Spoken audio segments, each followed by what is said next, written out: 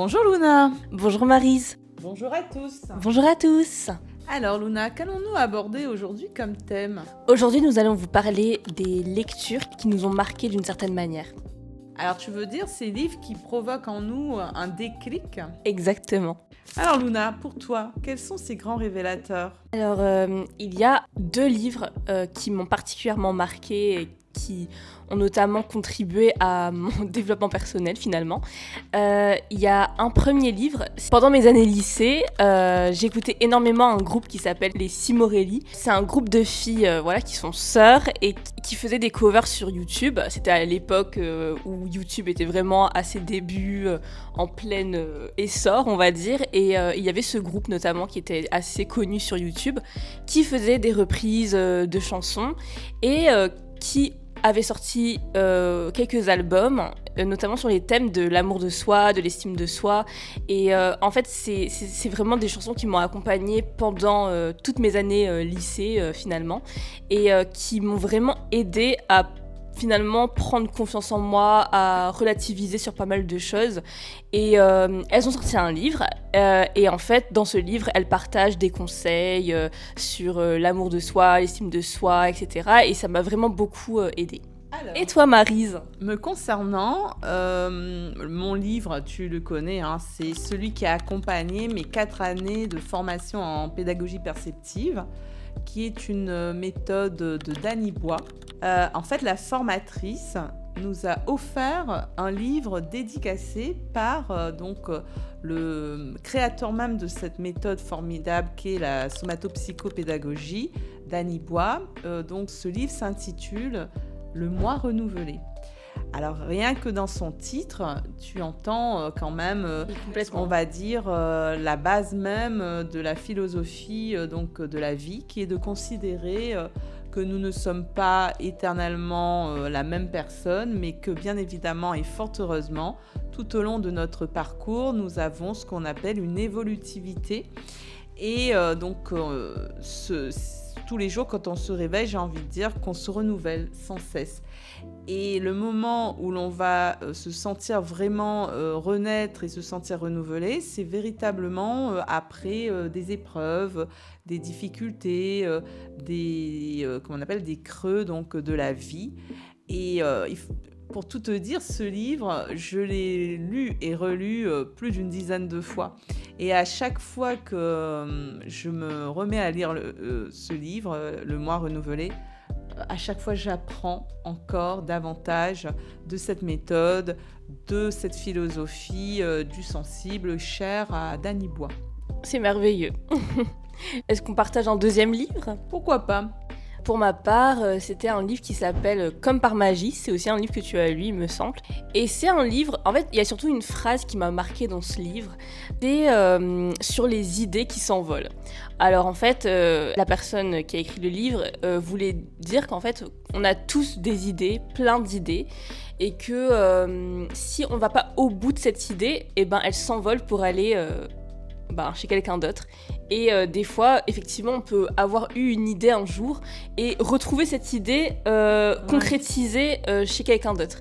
Et c'est assez dingue finalement, et c'est quelque chose qui m'a beaucoup marquée parce que je me suis dit, à partir de cette phrase, il faut vraiment que j'arrive à concrétiser toutes les idées, tous mes rêves, toutes les idées qui me motivent le plus et aller au bout en fait de cette démarche.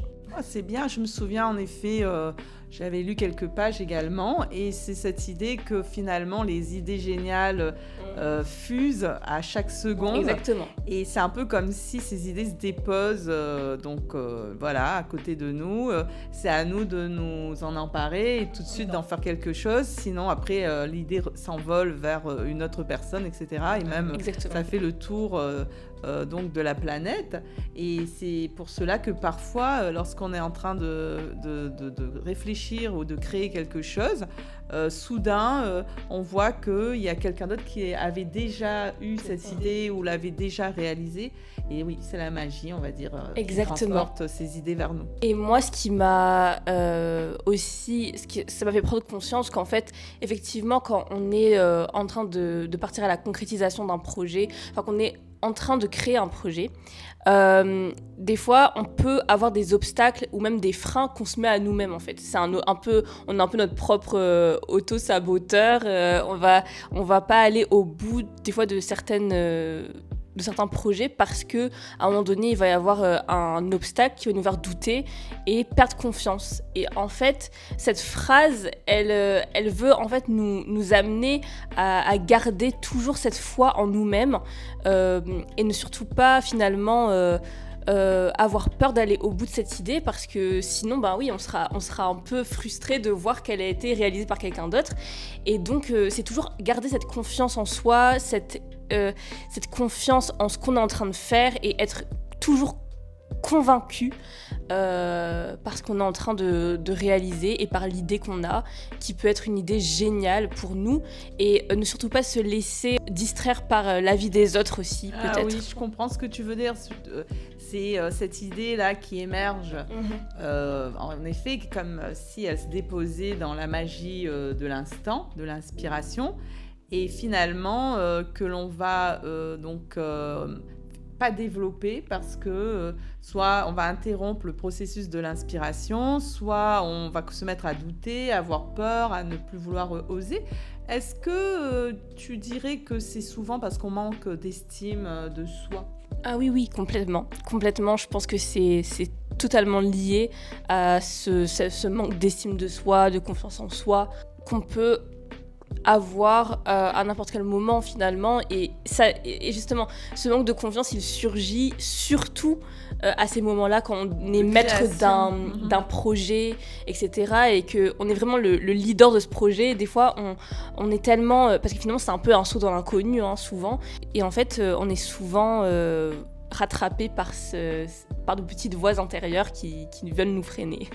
Oui, et on entend souvent les autres parler de plus en plus de ce syndrome de l'imposteur. Oui, complètement. Alors moi, j'aime bien dire que c'est peut-être ce manque de légitimité qu'on se donne à soi-même, dans une carence presque de confiance en soi, et de donner vraiment la valeur réelle à ce que l'on peut réaliser, une valeur qui est intrinsèque, qui est vraiment l'essence même de croire en soi.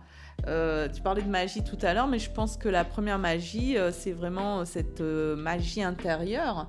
Quand on croit que c'est quelque chose qui nous convient, il n'y a plus de doute, il n'y a plus de syndrome de l'imposteur, il n'y a plus d'impression d'être quelqu'un qui n'est pas légitime dans son rôle. Exactement. Et tu faisais bien de le dire que souvent c'est le regard des autres, malheureusement, ou les critiques ou les commentaires qui vont venir nous confronter. Et si on est sûr de soi, en fait, il faut se laisser traverser en fait par ce regard des autres. Parfois, ils vont exprimer leur propre envie en fait de mener quelque chose de cette envergure, ou même parfois leur propre projet où ils n'ont pas su se donner donc cette estime de soi pour aller au bout d'une création ou de quelque chose qui leur tenait à cœur. C'est comme réveiller une blessure. Donc, si jamais je suis enchantée par le projet de l'autre, ça veut dire que je m'enchante moi-même. C'est un peu ça. Oui. D'ailleurs, je crois que c'est le slogan de ta boutique. Exactement, c'est le slogan de MDV Store. Réenchante ta vie avec des soupçons de magie et de fantaisie. Et d'où est venu ce slogan ? Tout simplement parce que c'est l'objectif même, la vision de MDV Store. La mission de MDV Store, c'est de raviver la joie, c'est d'apporter un grain de magie et de fantaisie du coup dans la vie des gens à travers les objets qu'on vend sur MDV Store. J'y vois l'influence finalement de cette lecture. Complètement.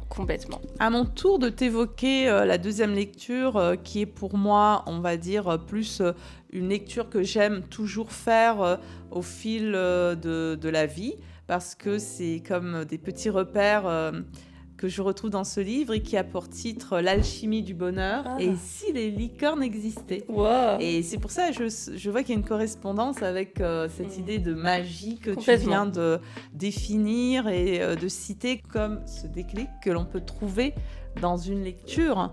Complètement. Les lectures qu'on va faire peuvent effectivement provoquer chez nous un véritable déclic, nous faire comprendre certaines choses sur nous-mêmes, sur notre vie, sur nos choix, sur la façon dont on va évoluer dans notre parcours. Et je pense que c'est ça que j'aime avec l'art et avec les livres, avec la musique, etc. C'est qu'il y a toujours ce petit soupçon justement de magie qui vient toujours révéler quelque chose sur nous-mêmes et sur notre vie et sur ce qu'on est en train de vivre aussi. C'est-à-dire que peut-être au moment où on va lire ces lignes, ça va résonner avec ce qu'on est en train d'expérimenter dans notre quotidien, etc. Et je trouve que c'est magique que quelqu'un puisse faire ça chez les autres. Ah oui, mais c'est véritablement ma manière d'aborder des lectures ou des découvertes de livres. Figure-toi que moi, je n'achète pas parce que c'est le premier prix littéraire ou parce que voilà, tout le monde en parle.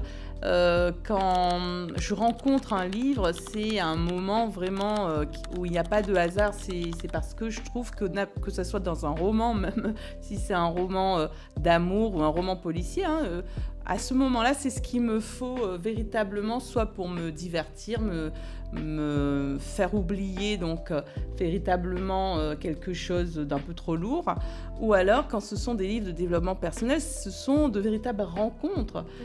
C'est le livre qu'il me faut au moment juste. Il y a une justesse dans cette rencontre avec les livres que je trouve c'est miraculeux, c'est une magie. Merveilleux. C'est merveilleux, voilà, le merveilleux de comme on peut retrouver dans un genre littéraire que j'adore, c'est-à-dire le conte, puisque ça a bercé quand même mon enfance et je peux même dire que ça m'a donné un socle pour me construire. Donc, toutes ces moralités et cette magie qu'on peut lire dans les contes, notamment les contes de fées. Oui, c'est vrai que les contes ont cette influence. Cette influence, ça permet vraiment de finalement nous divertir, mais en même temps nous apprendre et de réenchanter, de nous émerveiller, parce qu'on en a vraiment besoin dans le quotidien. Et... oui, tu vois, par exemple, tu prends un conte comme Cendrillon ou bien même La Belle au bois dormant ou Blanche-Neige.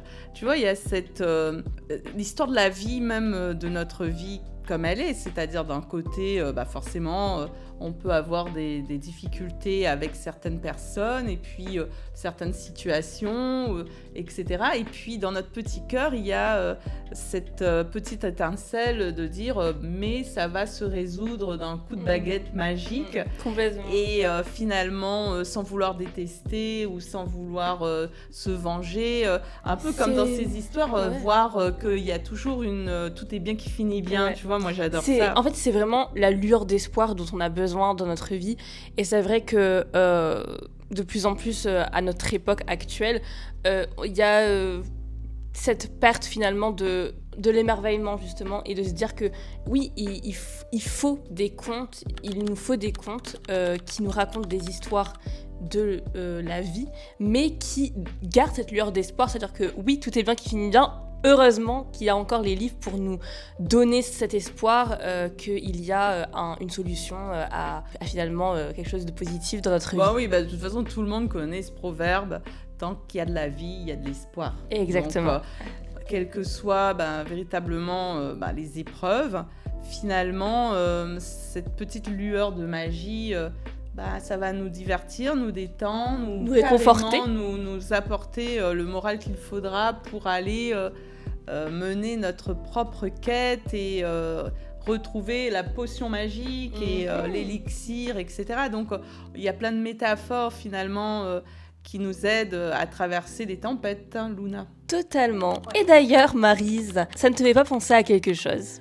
Ah oui, donc tu sais que sur mes mots de vie, depuis que j'écris, c'est-à-dire depuis 2010, parfois je reprends comme ça, je revisite un conte et ensuite je le réécris ou alors j'en invente. Je t'ai dit que c'était mon loisir préféré quand j'étais petite.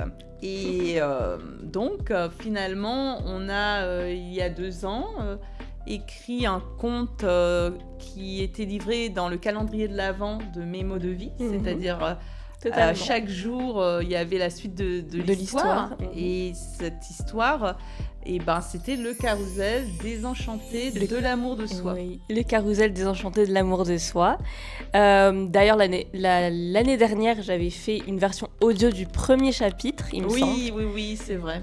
Voilà. Pour lui redonner un peu de vie, puisque le calendrier de l'Avent, c'était en 2023. Donc l'année dernière, c'était la première version audio. Et on s'était toujours dit en 2025, on s'était toujours dit finalement qu'on avait envie de le matérialiser, ce conte, parce qu'il était fort pour nous déjà. À chaque fois qu'on le relit, il nous émeut, il nous donne beaucoup d'émotions. Et on s'est dit que c'était l'occasion parfaite en 2025 finalement de le rendre concret. Donc le carrousel désenchanté. Et oui, puisque ce carrousel désenchanté, pour bien expliquer à nos auditeurs, l'idée, c'est véritablement qu'il était abandonné et qu'on abordait donc l'Avent en se disant qu'il y avait cette magie de Noël qui allait opérer et qui allait peut-être lui redonner son enchantement. Toutes ces couleurs. Et finalement, quand on y a retravaillé, on s'est rendu compte qu'il y avait une belle métaphore de la vie. Complètement. Au-delà même de cette histoire qu'on peut lire quand c'est Noël, mais on peut lire aussi ce conte en fait au final toute l'année. Oui, il est très intemporel au final. J'ai envie de dire, on est tous à un moment de notre vie des carousels un peu délaissés, abandonnés dans une arrière-cour. Et que finalement, parfois, c'est une petite étincelle qui vient nous ranimer l'âme. Exactement. Et donc, comme ce conte nous fait du bien, et que Mes mots de vie, c'est avant tout faire du bien et le partager avec les autres, cette année, donc, nous avons décidé de transformer d'un coup de baguette magique, abracadabra, ce texte qui était sur le site en un livre. Donc ça c'est le prototype, on vous rassure. C'est la couverture.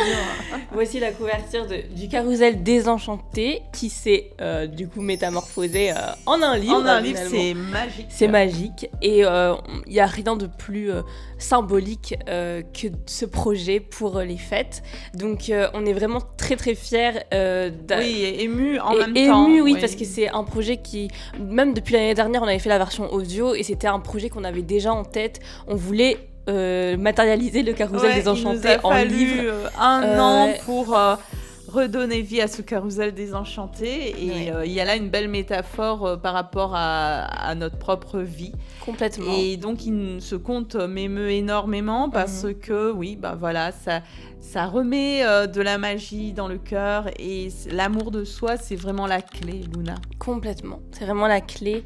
Et c'est ce qu'on raconte dans ce livre, finalement. Et il vient vraiment toucher le cœur parce que il nous redonne énormément d'espoir et c'est ce qu'on a besoin de lire des fois. Et donc voilà, le carrousel désenchanté est déjà disponible en précommande. Donc vous pouvez nous envoyer un DM sur Instagram si vous êtes intéressé, si vous voulez l'offrir. C'est un merveilleux cadeau. Avec une belle dédicace. Avec une très belle dédicace et son fabuleux marque-page qu'on n'a pas encore dévoilé. On n'a pas encore dévoilé. Donc il y a des petites pépites à venir en lien avec le carrousel désenchanté.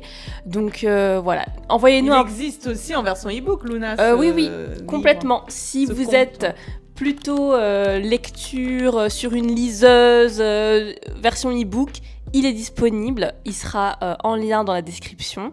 Donc voilà. Donc il y a de belles histoires qui se préparent autour de ce fabuleux carrousel. Complètement, et on a hâte de tout vous dévoiler. Donc restez bien connectés sur nos réseaux sociaux, les mots de MMDV, les mots de vie aussi pour les citations quotidiennes. Et bien évidemment, rendez-vous sur mmdvstore.com pour découvrir les petites merveilles qui vont accompagner le livre et qui est aussi disponible d'ailleurs sur le site. Donc voilà. Et bien évidemment, comme toujours, c'est un projet qu'on a apporté dans notre duo mère-fille. Donc avec chacune donc ses talents personnels et ses compétences, on va dire.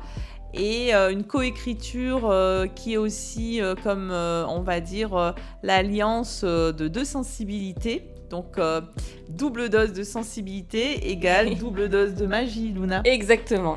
Donc voilà, donc c'est ce qu'on a envie de vous proposer, donc mettre de la magie dans votre vie et donc nous rejoindre dans cette aventure de la créativité qui est toujours pour nous l'or de la vie. Donc merci beaucoup d'avoir écouté ce podcast filmé. Oui, et à bientôt pour d'autres aventures de podcast, que ça soit en plein air ou donc sur des thèmes qui nous tiennent à cœur. Exactement. Et n'hésitez pas d'ailleurs, si vous avez des thèmes à nous proposer. En commentaire. Et restez abonnés à Radio MMDV pour ne rater aucun épisode. Merci beaucoup de votre soutien et de votre écoute. Merci et à beaucoup. Très bientôt. À très bientôt.